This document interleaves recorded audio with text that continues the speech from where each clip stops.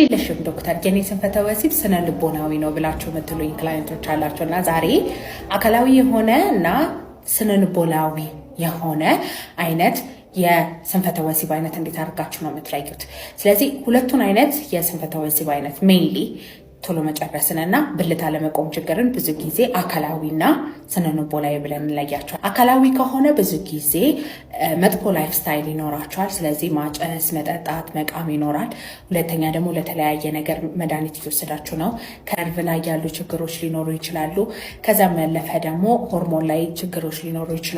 ደም ስር ሊጠብ ይችላል። እንደዚህ አይነት ነገሮች አካላዊ ነገሮች ሊፈጥር ይችላል። አካላዊ ከሆነ 3 ነገሮችን ይይዝላቸዋል። አንደኛ ጠዋት ብዙ ጊዜ ወንዶች ብልታችሁ ይቆማል፣ ግን በዚህ ጊዜ አይቆምም ማለት። ሁለተኛ አካላዊ ከሆነ በድንገት የሚፈጠር ነገር አይደለም፣ ቀስ ቀስ እያለ እየባሰበት የሚሄድ ነገር ነው።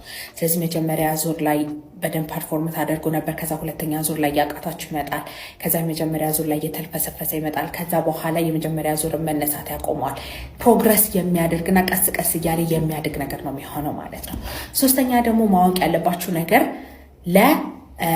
ፓርትነር ብቻ ወይም ለሴት ብቻ የሚሆን ነገር አይደለም። ስለዚህ በራሳችሁም በግለ ወሲብ ጊዜ የምትለማመዱ ከሆነ በዛ ጊዜም ብልት አለመቆም ችግር ይኖራል። ግን ሴት ልጅ ጋር ስትደርሱ ብቻ የሚሆን ከሆነ እና በድንገት የሚመጣ የብልት አለመቆም ችግር ከሆነ እና ጠዋት ብልታችሁ የመቆም ችግር ከሌለበት ይህ ሞር ስነ ልቦናዊ የሆነ ነገር ነው የሚሆነው ማለት ነው።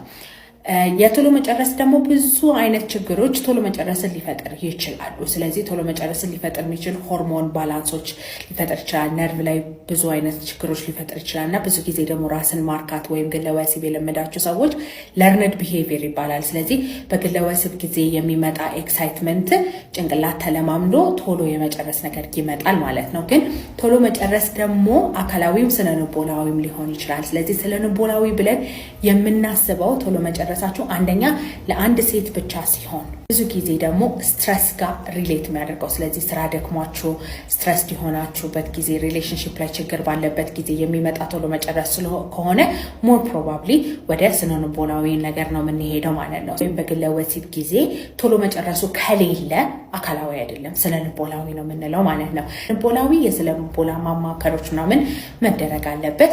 ከዛ በኋላ አካላዊ የሆኑ ደግሞ ነርቭ ላይ ያሉ ችግሮች፣ ሆርሞን ላይ ያሉ ችግሮች፣ ቫይታሚን እጥረቶች፣ ማንኛውም አይነት ነገሮች ተመርምሮ መታወቅ አለበት ማለት ነው። ስለዚህ በስንፈተ ወሲብ ጉዳይ መታከም ከፈለጋችሁ በሬ ሁል ጊዜ ክፍት ነው።